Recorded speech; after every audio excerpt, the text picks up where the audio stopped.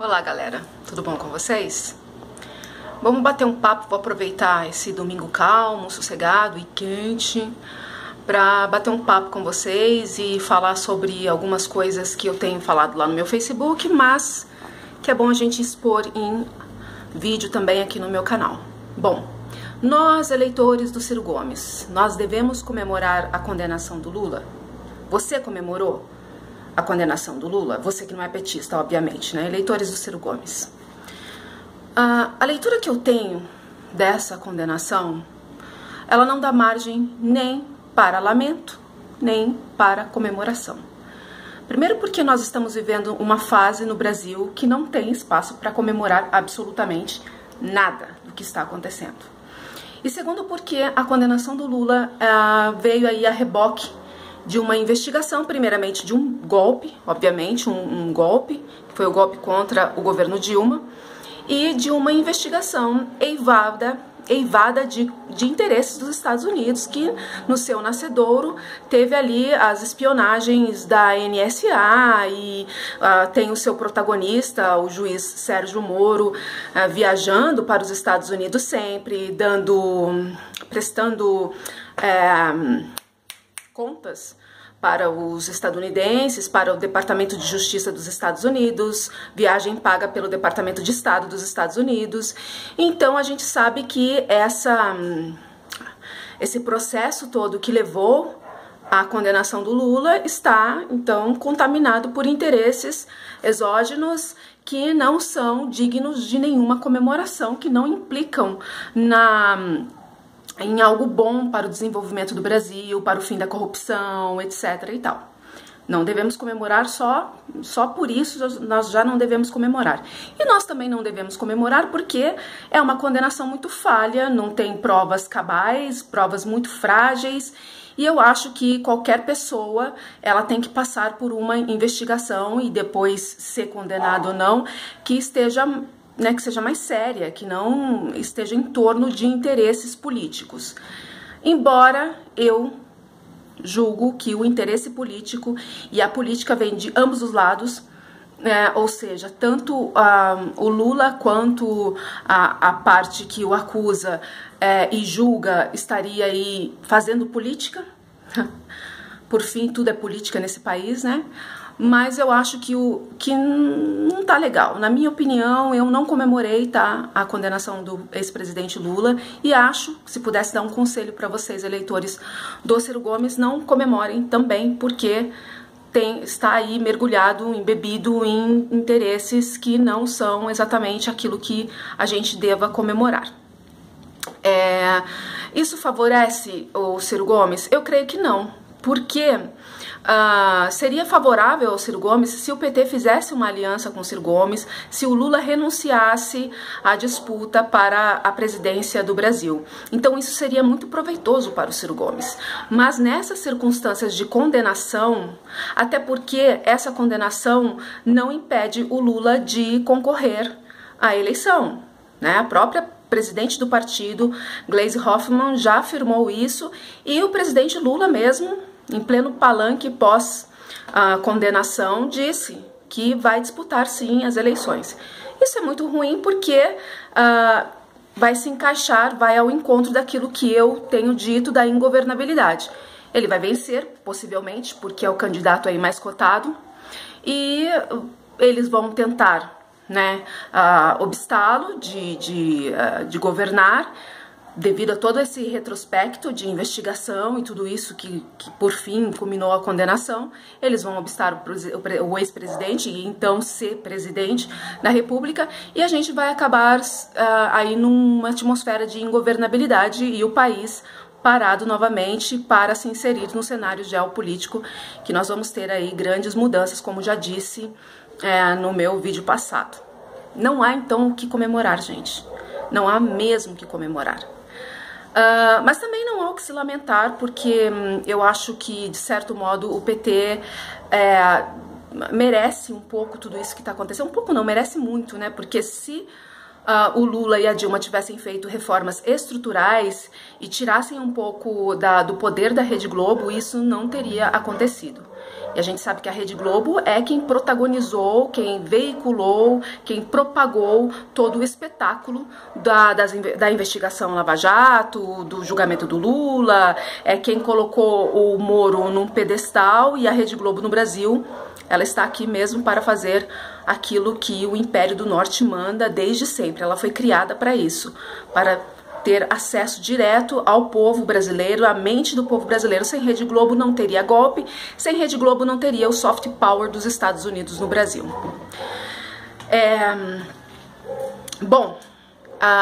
Não acredito que, se o Lula se eleger em 2018, e mesmo que ele consiga aí desenvolver o seu mandato, que eu acho muito difícil, eu não acho que fará alguma coisa de diferente pra gente. Ele não vai conseguir desconstruir tudo que o governo Temer fez, ele não vai, até porque a própria Gleisi Hoffmann já disse em entrevista a uma mídia internacional que o Lula é a favor do ajuste fiscal, que era para o mercado não ficar preocupado, porque o Lula é a favor do ajuste fiscal e, enfim, é aquela velha conciliação de sempre. E ou isto ou aquilo, né? Não dá para manter fiel a uma ideologia, não dá para manter fiel ao antagonismo de tudo isso que nós estamos vendo aí e dizer que é a favor de ajuste fiscal, que é a orientação do Banco Mundial. E se não romper com o Banco Mundial, não tem como. E o Lula não vai romper com o Banco Mundial, porque ele não rompeu e não vai romper. E se não romper, não tem como. Vocês viram o que aconteceu lá no Chile, né? Em que o próprio Banco Mundial reconheceu a alteração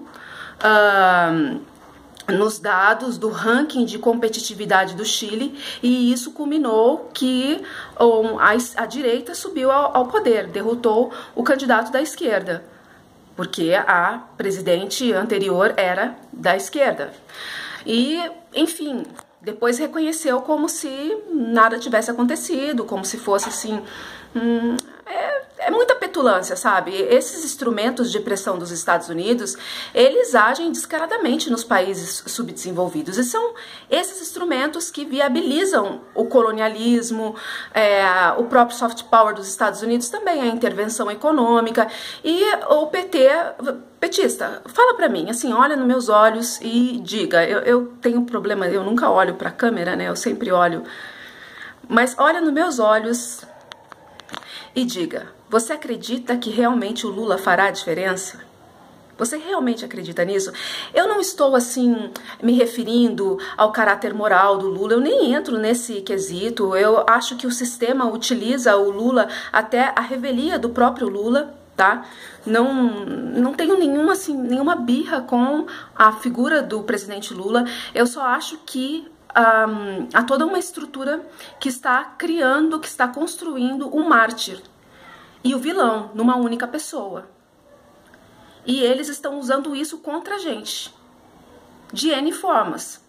Não só na questão de nos distrair para as pautas centrais, de não nos permitir desenvolver um debate falando do projeto desenvolvimentista e, enfim, fazer uma análise... Assim, eu não estou falando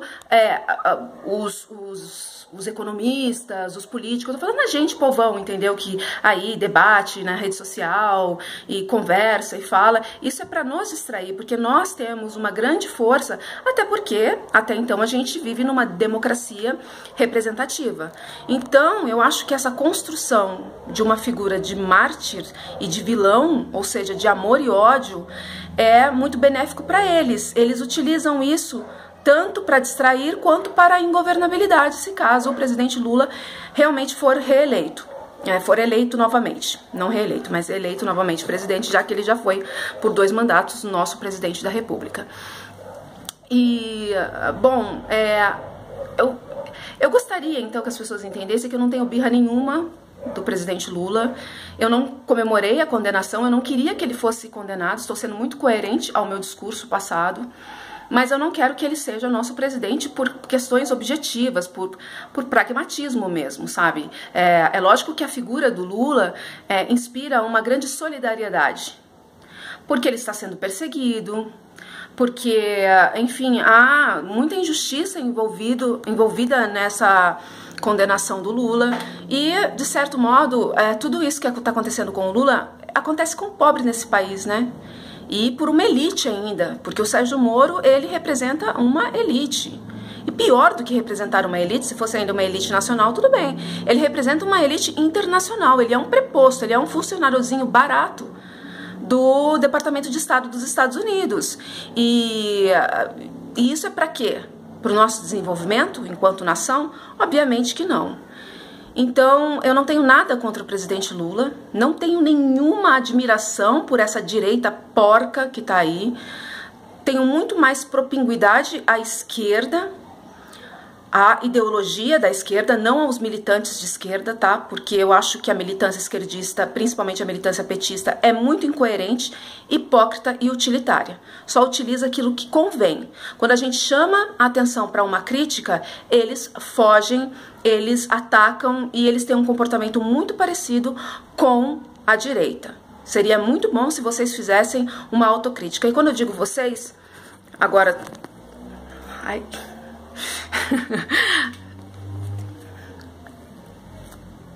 Saco. Tá.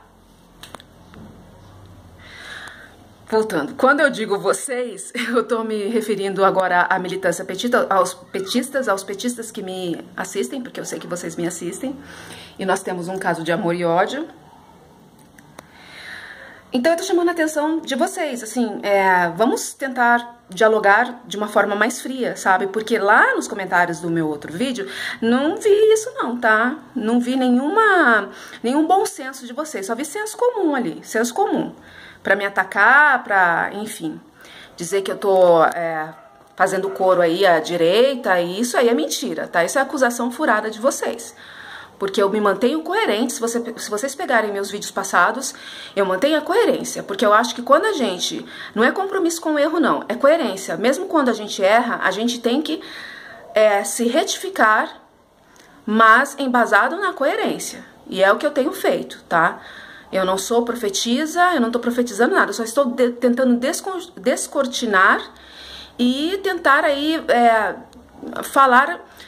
ajudar as pessoas a sair de toda essa matrix que a política brasileira tá chafurdada e enfim, a gente vê que há muita manipulação por trás disso, e a própria construção da figura do Lula como herói, como vilão, como mártir, é para nos distrair, porque em política não tem que ter esse tipo de figura. A gente não pode se apaixonar pela figura política. Eu admiro muito o Ciro Gomes, mas eu admiro o Ciro Gomes por ele ser professor, por ele passar assim, por ele ensinar. Ele me ensinou muito e ensina muito os eleitores. Não só os eleitores, mas aqueles que gostam de aprender, porque ele tem ensinado muito, a professora Maria Lúcia Fatorelli também, o professor Nildo Ourix, embora eu não endosse tudo aquilo que ele diz, mas eu tenho um grande respeito por ele, pelo pessoal lá do IELA também, que são marxistas. Eu acho que a gente tem que sair desse raciocínio binário, ou isto ou aquilo, ou preto ou branco. A gente tem que pensar além. A gente também não pode ficar pensando na horizontal. A gente tem que pensar na vertical. E é por isso que eu sou nacionalista e não sou nem esquerdista nem direitista. Porque esquerda e direita são polos horizontais. E o nacionalismo, ele é vertical, porque é para cima que a gente deve ir. É para cima que a gente deve... É em cima que nós devemos estar para poder observar o que está acontecendo aqui embaixo, certo? Por isso que eu chamo vocês ao nacionalismo. Porque só o nacionalismo pode criar uma resistência ao soft power dos Estados Unidos e a gente pode enxergar para além das manipulações. Não vamos comemorar, então, a condenação do Lula. Não estou comemorando, mas também não quero que ele seja candidato. Espero muito que, sei lá, que alguém, que o próprio presidente caia em si e veja que não vai ser bom para o país ele concorrer à eleição, ele ser presidenciável, e que ele apoie o Ciro Gomes, que sempre esteve do lado dele. O Ciro Gomes sempre esteve do lado do Lula, sempre. E agora ele precisa que o Lula esteja do lado dele. Então, o Ciro Gomes é a figura do momento, é o ensejo do Ciro Gomes. A gente tem que tentar e não ficar olhando para trás, querendo um repeteco daquilo que aconteceu numa determinada circunstância. A circunstância hoje é outra, já falei milhares de vezes. E a inserção do país na geopolítica e a própria geopolítica conta muito para tudo que acontece dentro do país. Deixa eu ver o que mais que eu Queria conversar com vocês. Muita água vai passar por debaixo dessa ponte, já falei, não tem como a gente dizer, tá tudo muito incerto, né? E a gente tem que criar um consenso, ultrapassar as nossas diferenças, criar um consenso, ter o pé no chão, debater. Nossa, já tô suando. A gente tem que criar um consenso e realmente conversar mais e parar com essa passionalidade toda. E é isso aí, gente. Beijão, tchau, tchau.